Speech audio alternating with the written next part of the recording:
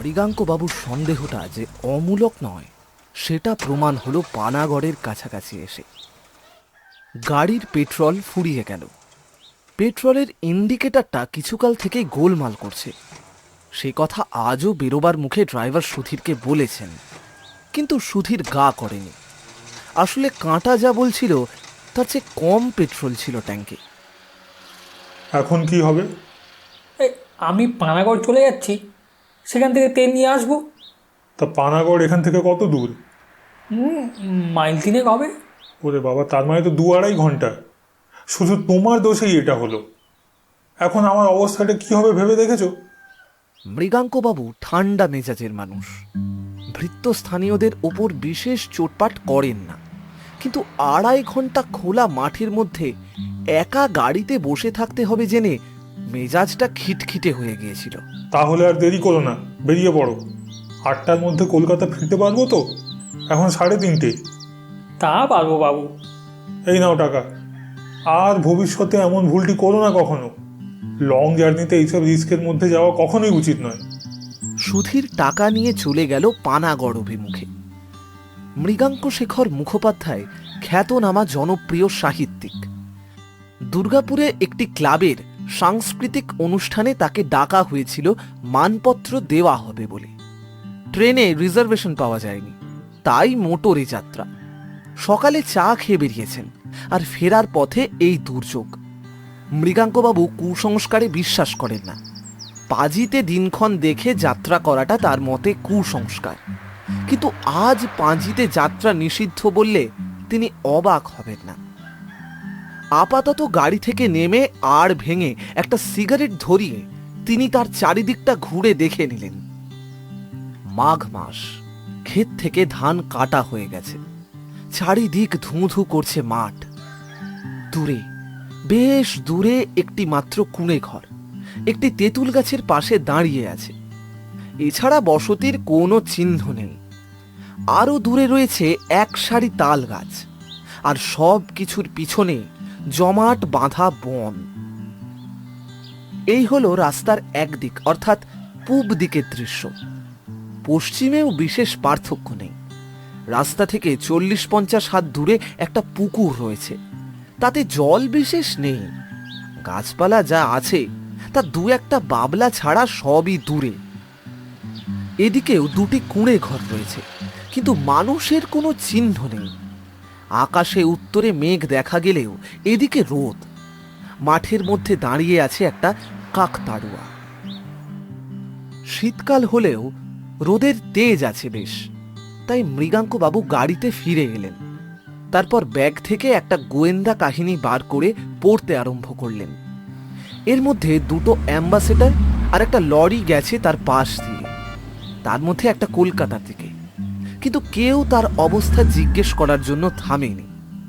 মৃগাঙ্কবাবু মনে মনে বললেন, বাঙালিরা এ ব্যাপারে বড় স্বার্থপর হয়। নিজের অসুবিধে করে পরের উপকার করাটা তাদের কুষ্ঠিতে লেখে না। তিনি নিজেও কি এদের মতোই ব্যবহার করতেন? হয়তো তাই। তিনিও তো বাঙালি। লেখক হিসেবে তার খ্যাতি আছে ঠিকই, কিন্তু তাতে তার মজ্জাগত দোষগুলোর কোনো সংস্কার হয়নি। উত্তরের মেঘটা অপ্রত্যাশিতভাবে দ্রুত এগিয়ে এসে সূর্যটাকে ঢেকে ফেলেছে। সঙ্গে সঙ্গে একটা ঠান্ডা হাওয়া। কি মুশকিলে ফেলল তাকে সুধীর। মৃগাঙ্কবাবু দেখলেন যে বইয়ে মন দিতে পারছেন না। তার চেয়ে নতুন গল্পের প্লট ভাবলে কেমন হয়? ভারত পত্রিকা তার কাছে একটা গল্প চেয়েছে, সেটা এখনো লেখা হয়নি। একটা প্লটের খানিকটা মাথায় এসেছে এই পথটুকু আসতে। না, গাড়িতে বসে আর ভালো লাগে না। আবার বাইরে এসে দাঁড়িয়ে আরেকটা সিগারেট ধরালেন মৃগাঙ্কবাবু। তারপর কয়েক পা সামনে এগিয়ে রাস্তার মাঝখানে দাঁড়িয়ে এদিক ওদিক দেখে তার মনে হলো বিশ্ব চরাচরে তিনি একা। এমন একা তিনি কোনোদিনও অনুভব করেননি। না, ঠিক একা নয়, একটা নকল মানুষ আছে কিছু দূরে দাঁড়িয়ে, ওই কাকতাড়ুয়াটা। মাঠের মধ্যে এক জায়গায় কি যেন একটা শীতল ফসল হয়েছে একটা ক্ষেতে, তারই মাঝখানে দাঁড়িয়ে আছে কাকতাড়ুয়াটা। একটা খাড়া বাঁশ মাটিতে পোঁতা, তার সঙ্গে আড়াআড়িভাবে একটা বাঁশ ছড়ানো হাতের মতো দুদিকে বেরিয়ে আছে। এই হাত দুটো গলানো রয়েছে একটা ছেঁড়া জামার দুটো আস্তিনের মধ্যে দিয়ে। খাড়া বাঁশটার মাথায় রয়েছে একটা উপুর করা মাটির হাঁড়ি, দূর থেকে বোঝা যায় না, কিন্তু মৃগাঙ্কবাবু অনুমান করলেন সেই হাঁড়ির রং কালো, আর তার উপর সাদা রং দিয়ে আঁকা রয়েছে ড্যাবা ড্যাবা চোখ দুটো। আশ্চর্য, এই জিনিসটা পাখিরা আসল মানুষ ভেবে ভুল করে, আর তার ভয়ে খেতে এসে উৎপাত করে না। পাখিদের বুদ্ধি কি এতই কম? কুকুর তো এ ভুল করে না, তারা মানুষের গন্ধ পায়। কাক চড়ুই কি তাহলে সে গন্ধ পায় না? মেঘের মধ্যে একটা ফাটল দিয়ে রোদ এসে পড়ল কাকতাড়ুয়াটার গায়ে। মৃগাঙ্কবাবু লক্ষ্য করলেন যে যে জামাটা কাকতাড়ুয়ার গায়ে পরানো রয়েছে সেটা একটা ছিটের শার্ট। কার কথা মনে পড়ল ওই ছেঁড়া ছিটের শার্টটা দেখে? মৃগাঙ্কবাবু অনেক চেষ্টা করেও মনে করতে পারলেন না। তবে কোনো একজনকে তিনি ওরকম একটা শার্ট পরতে দেখেছেন বেশ কিছু কাল আগে। আশ্চর্য, ওই একটি নকল প্রাণী ছাড়া আর কোনো প্রাণী নেই, মৃগাঙ্কবাবু আর ওই কাকতাড়ুয়া। এই সময়টা খেতে কাজ হয় না বলে গ্রামের মাঠে ঘাটে লোকজন কমই দেখা যায় ঠিকই, কিন্তু এরকম নির্জনতা মৃগাঙ্কবাবুর অভিজ্ঞতায় এই প্রথম। মৃগাঙ্কবাবু ঘড়ি দেখলেন, 4:20, সঙ্গে ফ্লাক্সের চা রয়েছে, সেইটার সদ্ব্যবহার করা যেতে পারে। গাড়িতে ফিরে এসে ফ্লাক্স খুলে ঢাকনায় চা ঢেলে খেলেন মৃগাঙ্কবাবু। শরীরটা একটু গরম হলো। কালো মেঘের মধ্যে ফাঁক দিয়ে সূর্যটাকে একবার দেখা গেল। কাকতাড়ুয়াটার গায়ে পড়েছে লালচে রোদ। সূর্য দূরের তালগাছটার মাথার কাছে এসেছে, আর মিনিট 5 অস্ত যাবে। আরেকটা অ্যাম্বাসেডর মৃগাঙ্কবাবুর গাড়ির পাশ দিয়ে বেরিয়ে গেল। মৃগাঙ্কবাবু আরেকটু চা ঢেলে খেয়ে আবার গাড়ি থেকে নামলেন। সুধীরের আসতে এখনো ঘণ্টাখানেক দেরি। কি করা যায়? পশ্চিমের আকাশ এখন লাল, সেদিক থেকে মেঘ সরে এসেছে। চ্যাপ্টা লাল সূর্যটা দেখতে দেখতে দিগন্তের আড়ালে চলে গেল। এবার ঝপ করে অন্ধকার নামবে। কাকতাড়ুয়া, কেন জানি মৃগাঙ্কবাবু অনুভব করছেন প্রতি মুহূর্তেই ওই নকল মানুষটা তাকে বেশি করে আকর্ষণ করছে। সেটার দিকে একদৃষ্টে চেয়ে থাকতে থাকতে মৃগাঙ্কবাবু কতগুলো জিনিস লক্ষ্য করে একটা হৃদকম্প অনুভব করলেন। ওটার চেহারায় সামান্য পরিবর্তন হয়েছে কি? হাত দুটো কি নিচের দিকে নেমে এসেছে খানিকটা? দাঁড়ানোর ভঙ্গিটা কি আরেকটু জ্যান্ত মানুষের মতো? খাড়াই বাঁশটার পাশে কি আরেকটা বাঁশ দেখা যাচ্ছে? ও দুটো কি বাঁশ না ঠ্যাং? মাথার হাঁড়িটা একটু ছোট মনে হচ্ছে না? মৃগাঙ্কবাবু বেশি সিগারেট খান না, কিন্তু এই অবস্থায় তাকে আরেকটা ধরাতে হলো। তিনি এই তেপান্তরের মাঠে একা দাঁড়িয়ে থাকতে থাকতে চোখে ভুল দেখছেন। কাকতাড়ুয়া কখনো জ্যান্ত হয়ে ওঠে? কখনোই না। কিন্তু মৃগাঙ্কবাবুর দৃষ্টি আবার কাকতাড়ুয়াটার দিকে গেল।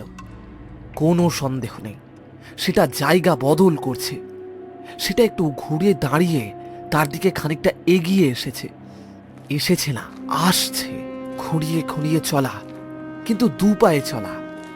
হাঁড়ির বদলে একটা মানুষের মাথা, গায়ে এখনো সেই ছিটের শার্ট, আর তার সঙ্গে মালকোচা দিয়ে পরা একটা খাটো ময়লা ধুতি।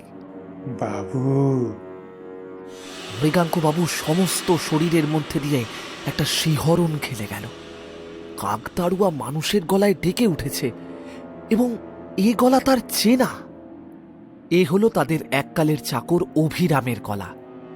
এই দিকেই তো ছিল অভিরামের দেশ। একবার তাকে জিজ্ঞেস করেছিলেন মৃগাঙ্কবাবু। অভিরাম বলেছিল সে থাকে মানকরের পাশের গাঁয়ে।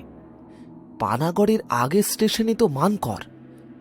মৃগাঙ্কবাবু চরম ভয়ে পিছোতে পিছোতে গাড়ির সঙ্গে সেটে দাঁড়ালেন। অভিরাম এগিয়ে এসেছে তাঁর দিকে। এখন সে মাত্র 10 গজ দূরে। আমায় চিনতে পারছেন বাবু? মনে যতটা সাহস আছে সবটুকু একত্র করে মৃগাঙ্কবাবু প্রশ্নটা করলেন। তুমি তুমি অভিরাম না? একদিন পরেও আপনি চিনেছেন বাবু? মানুষেরই মতো দেখাচ্ছে অভিরামকে, তাই বোধহয় মৃগাঙ্কবাবু সাহস পেলেন। তোমাকে চিনেছি তোমার জামা দেখে। এ জামা তো আমিই তোমাকে কিনে দিয়েছিলাম। হ্যাঁ বাবু, আপনিই দিয়েছিলেন। আপনি আমার জন্য অনেক করেছেন, কিন্তু শেষে এমন কেন হলো বাবু? আমি তো কোনো দোষ করিনি। আপনারা আমার কথা বিশ্বাস করলেন না কেন? মৃগাঙ্কবাবুর মনে পড়ল 3 বছর আগের ঘটনা। অভিরাম ছিল মৃগাঙ্কবাবুদের 20 বছরের পুরানো চাকর। শেষে একদিন অভিরামের ভীমরতি ধরে। সে মৃগাঙ্কবাবুর বিয়েতে পাওয়া সোনার ঘড়িটা চুরি করে বসে। সুযোগ সুবিধা দুই ছিল অভিরামের।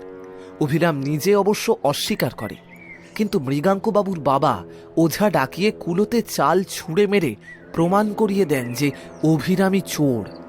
ফলে অভিরামকে ছাড়িয়ে দেওয়া হয়।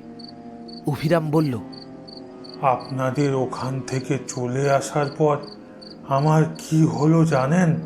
আর আমি চাকরি করিনি কোথাও, কারণ আমার কঠিন ব্যারাম হয়, উদুরি।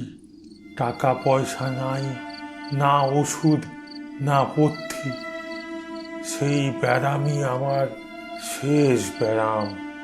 আমার এই জামাটা ছেলে রেখে দেয়, সে নিজে কিছুদিন পরে, তারপর সেটা ছিঁড়ে যায়।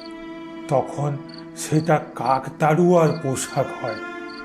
আমি হয়ে যাই সেই কাকতাড়ুয়া। কেন জানেন? আমি জানতাম একদিন না একদিন আপনার সঙ্গে আবার দেখা হবে। আমার প্রাণটা ছটফট করছিল। হ্যাঁ, মৃত লোকেরও প্রাণ থাকে। আমি মরে গিয়ে যা জেনেছি সেটা আপনাকে বলতে চাইছিলাম। সেটা কি অভিরাম? বাড়ি ফিরে গিয়ে আপনার আলমারির নিচে পিছন দিকটায় খোঁজ করবেন।